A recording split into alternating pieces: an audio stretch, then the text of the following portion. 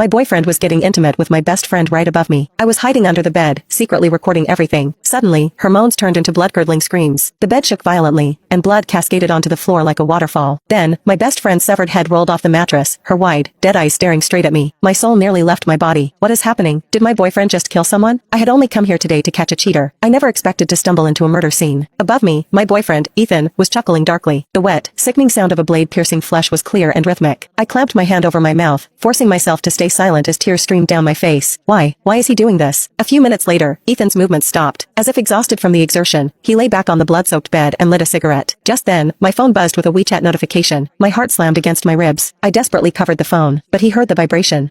He made a questioning sound. The mattress creaked. He was lifting the covers, looking for the source of the noise. I almost sobbed out loud, fumbling frantically to switch my phone to silent mode. The second I hit the mute switch, Ethan called me. Buzz, buzz. The silent call screen lit up the darkness under the bed. He let it ring for a full minute. When I didn't answer, he hung up and sent a voice message. Babe, are you asleep? I have to work late tonight, so I won't be coming home. After sending it, I saw his feet slide into slippers and hit the floor. The floor was covered in Sarah's blood. Ethan walked through it, leaving a trail of bloody footprints. He seemed to be searching for something in the room. Suddenly, he coughed violently twice. I jolted, so tense I forgot to breathe. Sarah's bloody head was right in front of me, staring. Her severed neck was still oozing, her face frozen in a mask of shock and terror. Ethan walked around the room naked but didn't seem to find anything. He went to the kitchen, grabbed a cleaver, and returned to the bed. His large feet were inches from my face. Then, he began to dismantle the body, chop after chop, as casual as a butcher cutting meat. Accidentally, he kicked Sarah's head. The gory object rolled deeper under the bed, coming to rest cheek to cheek with me. I slammed my hands over my mouth, shaking uncontrollably. The metallic stench of blood was overpowering. I wanted to vomit. I don't know where I got the courage, but I reached out and pushed her head outward slightly. Just as Ethan stepped forward, he kicked the head like a soccer ball, sending it flying across the room. Ethan paused, stopping his work. Blood dripped steadily from the cleaver in his hand. I prayed silently in my heart. Don't look under the bed. Please, don't look under the bed. After a few seconds of hesitation, he walked over to retrieve the head. I let out a silent breath. I was safe for the moment. My brain raced, trying to find a way out. Sarah lived on the 10th floor. Jumping out the window was impossible. My only chance was to wait until Ethan finished disposing of the body and left. But could I last that long? Blood was spreading toward me. I wormed my body further back, trying to avoid the crimson pool inching toward my lips. Ethan chopped for a while longer. Suddenly, one of Sarah's hands fell to the floor. My heart nearly stopped. If he bent down to pick it up, he would definitely see me. Ethan paused, then slowly bent at the waist to grab the hand. I squeezed my eyes shut, choking back a scream, praying to any god that would listen. The next second, a knock pounded on the door. Ethan froze, holding that bent-over posture, motionless. Bang, bang, bang. The knocking continued, followed by a loud shout. I'm back. Open the door. I recognized the voice. It was Mike, Sarah's boyfriend. Ethan hesitated for a moment, coughed twice, then straightened up and walked toward the door. He put on some clean clothes, hid the cleaver behind his back, and stood by the entrance. My stomach twisted into knots. If Mike broke in and fought Ethan, maybe I could escape in the chaos. Thinking this, I scooted closer to the edge of the bed, ready to bolt. Click the link in my bio to get the full story for free.